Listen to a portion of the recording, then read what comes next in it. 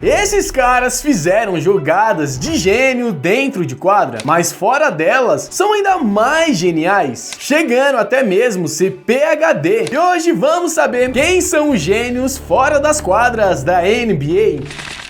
Salve manos e meninas do basquete, meu nome é Vinícius e sejam todos bem-vindos ao canal. Nos Estados Unidos, por ser uma obrigação que o atleta esteja matriculado na escola e na faculdade para que ele possa ingressar na NBA, faz com que durante esse período os atletas estudantes também desenvolvam interesses por algumas matérias, muitas vezes até mesmo como um plano B, caso o sonho de ser jogador não se realize. Assim como de fato temos muitos jogadores que usam o basquete para conseguir bolsas de estudos em excelentes faculdades, e tudo isso de forma gratuita. Mas quando vemos caras como o Shaquille O'Neal, que desde sempre soube que seria um jogador da NBA e com alto potencial de ser um dos grandes nomes do esporte, imaginamos que ele só estivesse na escola por pura obrigação de se manter lá para se tornar elegível para o draft. E talvez para ele naquela época até poderia ser, mas não para sua mãe, pois ela queria que o seu filho se formasse. E quando ele largou a faculdade para ingressar na NBA, ele prometeu à sua mãe que voltaria para completar o seu bacharelado, algo que facilmente ele poderia ter ignorado, pois quando ele chegou na liga foi um sucesso imediato, já conseguindo um contrato milionário. E quando ele foi parar no Lakers, se tornou multicampeão e multimilionário também. Mas em 2000 ele voltou para a faculdade para completar o seu bacharelado, e o seu treinador Phil Jackson deixou que ele faltasse a um jogo para que ele pudesse ir à sua formatura. E no seu discurso ele disse: "Agora sim eu posso conseguir um emprego de verdade." E posteriormente ele completou seu MBA em 2005 pela Universidade de Phoenix, afirmando que aquilo era apenas algo para que ele tivesse no seu currículo quando ele voltasse para a realidade. E vale lembrar que tudo isso aconteceu quando ele estava no seu auge como jogador e já possuindo patrocínios e contratos milionários. Mas ele não parou por aí, pois no final da sua carreira como jogador, ele começou a trabalhar no seu doutorado pela Barry University, tendo como tema do seu doutorado a dualidade do humor e agressão em estilos de liderança. Shaquille O'Neal se formou em desenvolvimento de recursos humanos em 2012 e ele disse a um repórter da ABC News que planejava continuar a sua educação, só que agora cursando uma faculdade de direito. Shaquille O'Neal também cursou cinema e cinematografia na renomada Academia de Nova York, mostrando ter uma sede de conhecimento insaciável e que ele não era apenas um cara que sabia jogar basquete, e sim um sujeito culto com diversos talentos fora das quadras do basquete, como por exemplo o de ser ator, assim como a sua breve passagem pelo mundo da música. Outro cara que não é apenas um gigante que sabe jogar basquete é o Nikola Jokic, que simplesmente é mestre em xadrez. E não é que ele é o melhor jogador de xadrez do seu time ou algo assim do tipo, pois o cara está listado na Federação Internacional de Xadrez e provavelmente ele só não está mais bem ranqueado no site por conta dos seus compromissos com a NBA, a qual hoje podemos ver claramente que os seus passes e suas jogadas são friamente planejadas, como se a quadra fosse um grande tabuleiro. E isso explica o porquê ele é tido por muitos como um dos caras mais inteligentes da história desse esporte, que tentam analisar as suas complexas jogadas e esquema táticos, que para ele é algo muito simples. E os seus companheiros de time dizem que ele sabe onde cada um deles está, sem ao menos precisar olhar para eles. E isso explica o porquê vemos tantos passes como esses. Nikola Jokic sabe onde está tudo dentro de quadra e é como um grão-mestre no xadrez, que já pensou em várias jogadas e possibilidades antes mesmo delas acontecerem, e é por isso que conseguem prever e agir de forma rápida em qualquer tipo de situação, pois a mesma já foi revisada em sua mente, e quando chega o momento, ele só precisa dar um checkmate. O Nikola Jokic nos mostrou que é muito importante pensar à frente e ficar preparado para as adversidades da vida. E é por isso que a NBA é tão importante para quem quer começar no mundo dos investimentos, sendo a maior plataforma de investimentos da América Latina, contando com mais de 4 milhões de clientes. E por ela ser regulada por órgãos como o Banco Central e sendo totalmente gratuito para criar uma conta, faz dela o lugar perfeito para você iniciar nesse mundo dos investimentos. E eles estão com uma campanha especial para novos clientes, que é quando você abrir a sua conta e investir investir pelo menos R$50 em qualquer ativo, em até 7 dias você ganha R$25 direto na sua conta para usar como bem quiser. Mas para ativar o bônus é necessário de fato fazer uma movimentação real. Então, se você estava esperando algum sinal para começar a investir, saiba que esse momento chegou. Então escaneie o QR Code que está aparecendo aqui na tela e clica no link que está fixado aqui nos comentários abaixo. E vai por mim. O primeiro passo é mais fácil do que você imagina. Mas agora um cara que mostrou ter um coração gigante e uma mente maior ainda foi o Paul Gasol, que quando tinha 11 anos de idade, após ouvir o pronunciamento do Magic Johnson declarando que tinha AIDS, ele decidiu que iria cursar medicina para curar a doença. E de fato ele cursou medicina pela Universidade de Barcelona, ficando lá por um ano, mas acabou saindo por conta da sua carreira do basquete ter despontado, ao ponto que foi questão de tempo para que ele ingressasse na NBA e que, por ironia do destino, acabou indo jogar no Lakers do Magic Johnson. Apesar dele não ter se formado em medicina após a sua aposentadoria, hoje ele usa o seu dinheiro e influência para ajudar hospitais ao redor do mundo. E quando ainda era jogador, também era conhecido por sua forte presença em ações sociais. E outro jogador que também foi um Lakers e abandonou a faculdade para ingressar na NBA foi o Jeremy Lin, que ganhou notoriedade no Knicks, ficando conhecido